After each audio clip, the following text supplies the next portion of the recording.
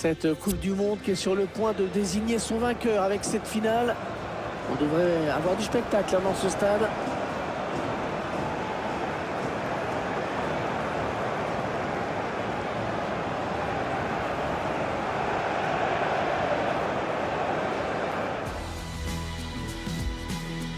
La Coupe du Monde et aujourd'hui la grande finale qu'on va vous commenter avec Pierre Ménès dans ce stade Loujniki ici à Moscou. J'ai un sacré souvenir dans ce stade, c'est la finale Parme-Marseille. J'avais, je pense, plus de 42 fièvres pendant le match. C'est pour ça que j'ai été battu. Ah non, tu jouais pas. Non, mais je jouais pas. Là, je pouvais même pas. J'avais déjà du mal à monter dans la tribune. Victoire de Parme 3-0 et c'est le souvenirs sont bons. C'est ça. Eh bien, aujourd'hui, c'est finale de Coupe du Monde. Ça n'a rien à voir. L'équipe plutôt en confiance après son dernier match qu'elle avait remporté à domicile. Victoire 2-1, serré. Et là, ça risque d'être encore un peu plus délicat.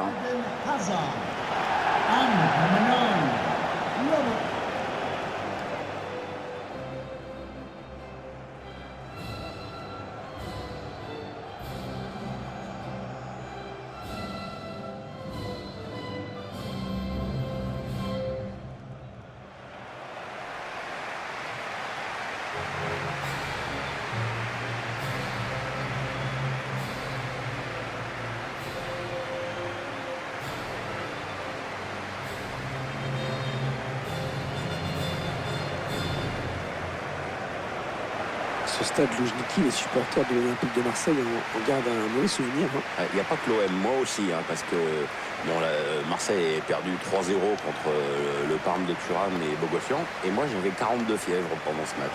L'une des 3 finales européennes perdues par l'OM, avec celle contre l'Étoile Rouge et contre le FC Valence.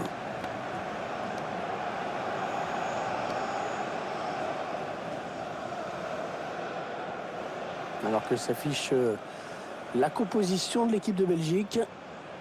Alors voyons le dispositif tactique choisi par l'entraîneur. Il a opté pour un 3-4-3, visiblement. Les deux équipes ont décidé de prendre le match en main et de jouer vers l'avant.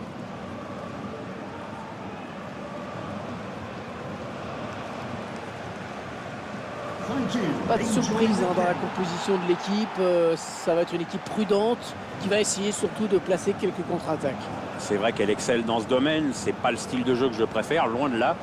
Mais je peux pas en vouloir à l'entraîneur s'il pense que c'est la meilleure façon pour gagner.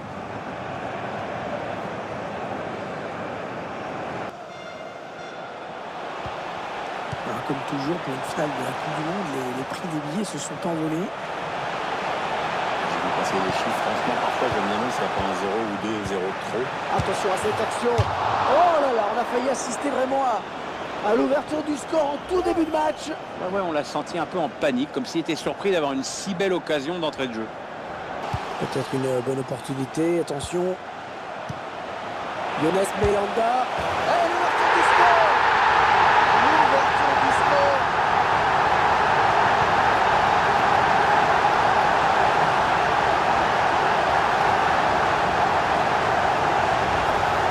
Tiens le but sous un autre angle, Pierre, regardez comme c'est beau. C'est surtout la trajectoire du ballon qui est intéressante. Tu regardes l'inclinaison du pied au moment de la frappe. Tu regardes comment il arrive à brosser ce ballon. C'est vraiment magnifique.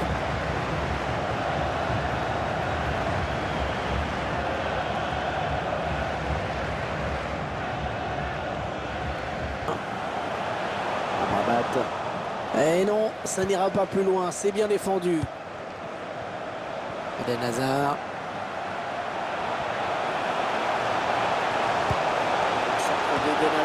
Et le but! Oh, le voilà! Le but qui remet les deux équipes à égalité!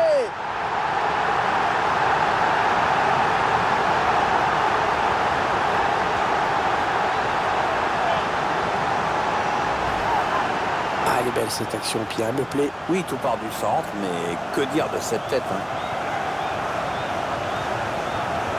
Tiens, regardez, un nouvel angle de vue pour apprécier ce but.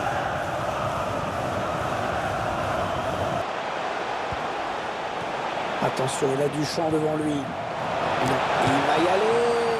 Oh, c'est pas vrai, il n'avait plus que le gardien pour l'empêcher de marquer. Ouais, mais au lieu de frapper comme un gros bourrin, il aurait mieux fait de réfléchir une demi-seconde, parce que là, c'est très moche ce qu'il vient de faire.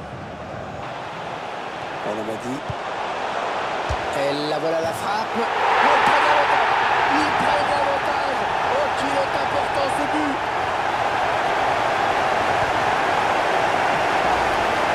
On voit au ralenti, hein, Pierre, il y a beaucoup d'effets dans ce ballon. Beaucoup d'effets et surtout une précision diabolique. Parfois ça donne des frappes complètement dévissées, mais quand ça donne ça, et même un petit carré, ça fait pas un chef-d'œuvre.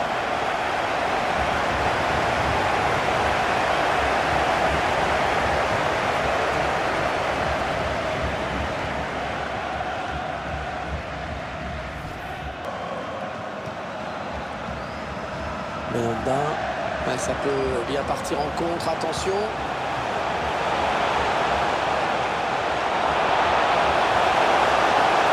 Menes Belanda. Le but qui permet à cette équipe de compter 2 buts d'avance désormais. C'est déjà plus confortable, mais c'est encore trop tôt pour s'endormir. Il faut surtout pas se relâcher maintenant. Et ça fait 2 buts, superbe doublé pour lui. On va voir ce qui s'est passé.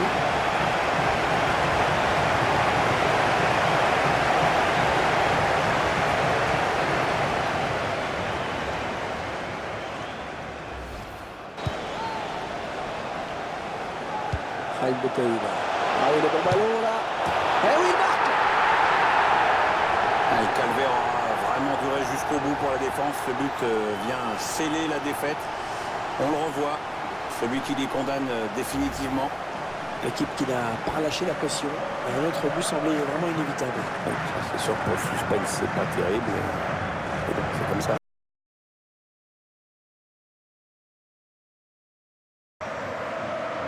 Ah, c'était probablement le coup de massue. Ils ne pourront pas revenir. Marwan Fellaini.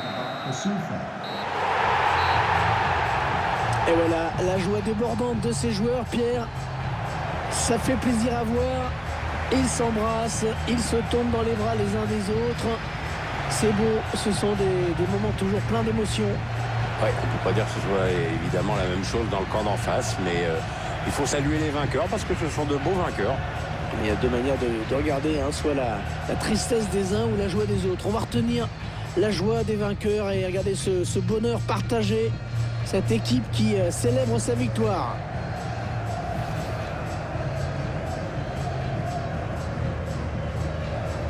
Alors dans quelques instants, on va vivre le moment le plus solennel de la soirée, celui qui va marquer l'histoire, l'image que l'on va retenir et revoir en boucle pendant des décennies.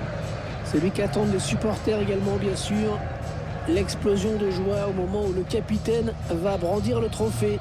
Ah, il attend que ça d'ailleurs, hein. On le voit sautiller sur place comme un gamin. Il a juste envie qu'on lui remette la coupe et comme ça il pourra se tirer avec et ses copains vont lui courir après. Après qui va faire ça, oui. Voilà. Je pense qu'il va finir par être rattrapé à un moment donné, au moment du tour d'honneur. Il y a beaucoup de témoins, c'est en audiovision. Le monde entier est en train de regarder ces images, d'assister au sacre de cette équipe qui est donc la nouvelle championne du monde.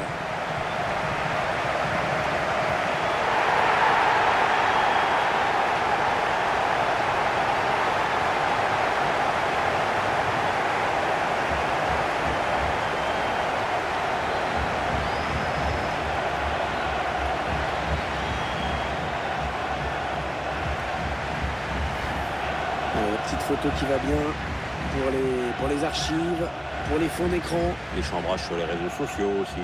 Ouais, c'est vrai que c'est important d'immortaliser ce moment. Dans quelques années, dans 20 ans, on mettra des petits ronds. Que sont-ils devenus? Ils étaient là, ils étaient champions du monde à Moscou en 2018.